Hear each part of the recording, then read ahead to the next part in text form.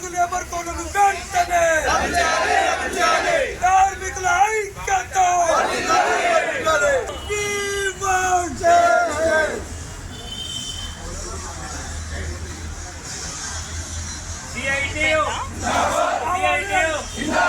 రావాలి అధికారులు బయటికి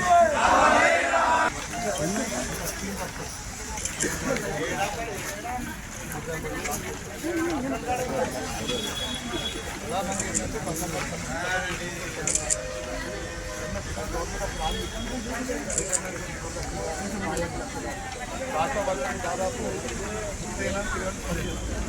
పరీక్షలు పెట్టేసి మన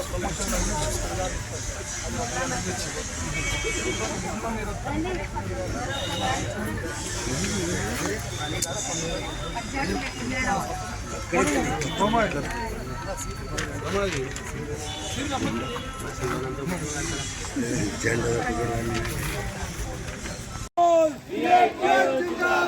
जिंदाबाद जिंदाबाद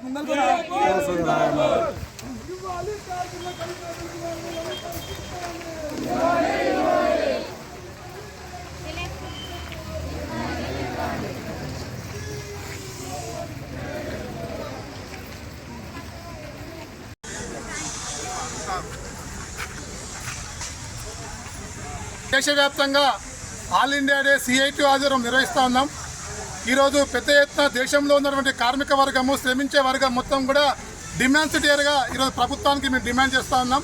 ముఖ్యంగా భారతదేశంలో పెద్ద ఎత్తున కార్మిక వర్గం సంపద సృష్టిస్తే ఆ సంపద మొత్తము కొంతమందికి పెట్టుబడిదారులకు, కొంతమందికి పారిశ్రామికవేత్తలకే ఈ ప్రభుత్వము తెస్తూ ఉంది.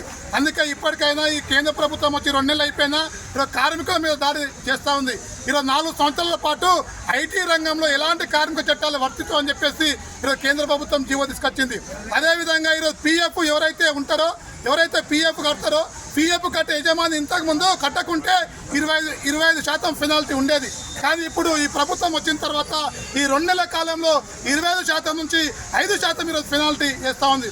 అంటే రేపు రాబోయే కాలంలో పీఎఫ్ కంపెనీ యజమానులు కానివ్వండి, కంపెనీ కాంట్రాక్టర్లు కానివ్వండి కట్టే పరిస్థితి లేదని చెప్పేసి కూడా స్పష్టంగా అర్థమవుతా ఉంది. అందుకే ఇప్పటికైనా ఈ ప్రభుత్వం స్పందించి కార్మికుల కష్టంలో పరిష్కారం చేయాలని చెప్పేసి మేము డిమాండ్ చేస్తూ ఉన్నాం.